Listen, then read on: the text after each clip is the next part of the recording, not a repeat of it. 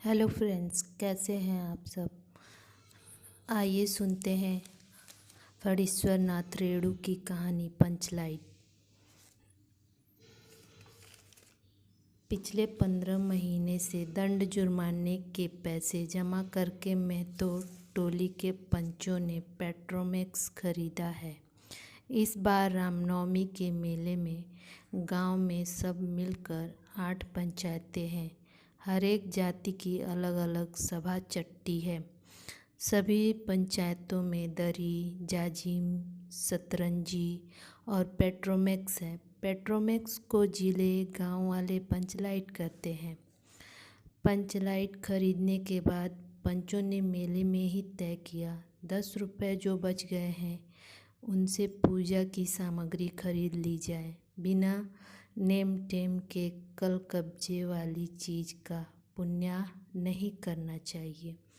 अंग्रेज बहादुर के राज में भी पुल बनाने के पहले बलि दी जाती थी। मेले के सभी पंच दिन दहाड़े ही गांव लौटे। सबसे आगे पंचायत की छड़ीदार पंचलाइट का डिब्बा माथे पर लेकर और उसके पीछे सरदार, दीवान और पंच वगैरह। गांव के बाहर ही ब्राह्मण टोली के फुटंगी झांक ने टोक दिया, कितने में लालटेन खरीदा हुआ महतो? देखते नहीं हैं पंचलैट है। बामन टोली के लोग ऐसे ही बात करते हैं। अपने घर की ढिबरी को भी बिजली बत्ती कहेंगे और दूसरों के पंचलैट को लालटेन। टोले भर के लोग जमा हो गए। औरत, मर्द, बूढ़े, बच्चे सभी कामकाज छोड़कर दौड़ आए।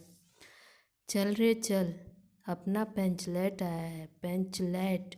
छड़ी अंगुन महतो रह रह कर लोगों को चेतावनी देने लगा। हाँ, दूर से, जरा दूर से, छू छा मत करो, ठेस न लगे। सरदार ने अपनी स्त्री से कहा, झां, सांझ को पूजा होगी, जल्दी से नहा धोकर चौड़ा पीढ़ा लगाओ। टोले की कीर्तन मंडली ने मूलगैन ने अपने भक्तिया पंचों को समझाकर कहा, देखो आज पंचलैट की रोशनी में कीर्तन होगा। बेताले लोगों से पहले ही कह देता हूँ, आज यदि आखर धरने में टेढ़ मेढ़ हुआ तो दूसरे दिन से एकदम बकैत। औरतों की मंडली में गुलरी काकी गोसाई का गीत गुनगुनाने लगी। छोटे छोटे बच्चों ने उत्साह के मारे बेवजह शोरगुल मचाना शुरू किया। सूरज डूबने के 1 घंटा पहले ही टोले भर के लोग सरदार के दरवाजे पर आकर खड़े हो गए। पंचलैट, पंचलैट, पंचलैट के सिवा और कोई गप ही नहीं, कोई दूसरी बात ही नहीं। सरदार ने गुड़गुड़ी पीते हुए कहा। दुकानदार ने पहले सुनाया, पूरे 5 कौड़ी 5 रुपया। मैंने कहा कि दुकानदार साहेब, यह मत समझिए कि हम लोग एकदम देहाती हैं, बहुत पंचलैट देखा है। इसके बाद दुकानदार मेरा मुंह देखने लगा, बोला, लगता है आप जाति के सरदार हैं। ठीक है, जब आप सरदार होकर खुद पंचलैट खरीदने आए हैं तो जाइए, पूरे 5 कौड़ी में आपको दे रहे हैं। दीवान जी ने कहा, अलबत्ता चेहरा परखने वाला दुकानदार है। पंचलैट का बक्सा दुकान का नौकर देना नहीं चाहता था। मैंने कहा, देखिए दुकानदार साहब, बिना बक्सा पंचलैट कैसे ले जाएंगे? दुकानदार ने नौकर को डांटते हुए कहा, क्यों रे, दीवान जी की आँख के आगे धूर खेला करता है, दे दो बक्सा। टोले के लोगों ने अपने सरदार और दीवान को श्रद्धा भरी निगाहों से देखा। छड़ी ने औरतों की मंडली में सुनाया, रास्ते में सन्न सन्न बोलता था पंचलैट, लेकिन ऐन मौके पर लेकिन लग गया। रुदल शाह बनिए की दुकान से 3 बोतल किरासन तेल ले आया और सवाल पैदा हुआ कि पंचलैट को जलाएगा कौन। यह बात पहले किसी के दिमाग में नहीं आई थी। पंचलैट खरीदने से पहले किसी ने न सोचा, खरीदने के बाद भी नहीं। अब पूजा की सामग्री चौकी पर सजी हुई है। कीर्तनिया लोग ढोल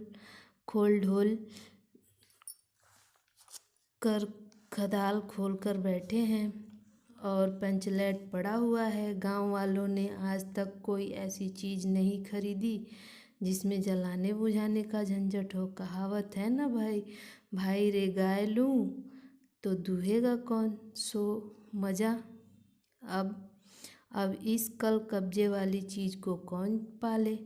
यह बात नहीं कि गांव भर में कोई पंचलैट जलाने वाला नहीं। हर एक पंचायत में पंचलैट है, उसके जलाने वाले जानकार हैं। लेकिन सवाल यह है कि पहली बार नेम टेम करके शुभ लाभ करके दूसरी पंचायत के आदमी की मदद से पंचलैट जलेगा। इससे तो अच्छा है कि पंचलैट पड़ा रहे। जिंदगी भर ताना कौन सहे। बात बात में दूसरे टोले के लोग कूट करेंगे, तुम लोगों का पंचलैट पहली बार दूसरे के हाथ से। ना ना ना, पंचायत की इज्जत का सवाल है, दूसरे टोले के लोगों से मत कहिए। चारों ओर उदासी छा गई, अंधेरा बढ़ने लगा। किसी ने अपने घर में आज तक ढिबरी भी नहीं जलाई थी। आज पंचलैट के सामने ढिबरी कौन जलाता। सब किए कराए पर पानी फिर रहा था। सरदार, दीवान और छड़ीदार के मुंह में बोली नहीं। पंचों के चेहरे उतर गए थे। किसी ने दबी आवाज़ में कहा, कल कब्जे वाली चीज़ का नखरा बहुत बड़ा होता है। एक नौजवान ने आकर सूचना दी, राजपूत टोली के लोग हंसते हंसते पागल हो रहे हैं। कहते हैं कान पकड़कर पंचलैट के सामने 5 बार उठो बैठो, तुरंत चलने लगेगा। पंचों ने सुनकर मन ही मन कहा, भगवान ने हंसने का मौका दिया है, हंसेंगे नहीं। एक बूढ़े ने आकर खबर दी, रुद्दल साहबनिया भारी बतंगड़ आदमी है, कह रहा है पंचलैट का पप्पू जरा होशियारी से देना। गुलरी काकी की बेटी मुनरी ने मुंह में बार बार एक बात आकर मन में लौट जाती। वह कैसे बोले। वह जानती है कि गोधन पंचलैट बलावना जानता है, लेकिन गोधन का हुक्का पानी पंचायत से बंद है। मुनरी की माँ ने पंचायत से फरियाद की थी कि गोधन रोज मेरी बेटी को देखकर सलम सलम वाला सलीमा का गीत गाता है। हम तुमसे मोहब्बत करके सनम। पंचों की निगाह पर गोवर्धन बहुत दिन से चढ़ा हुआ था। दूसरे गांव से आकर बसा है गोधन, और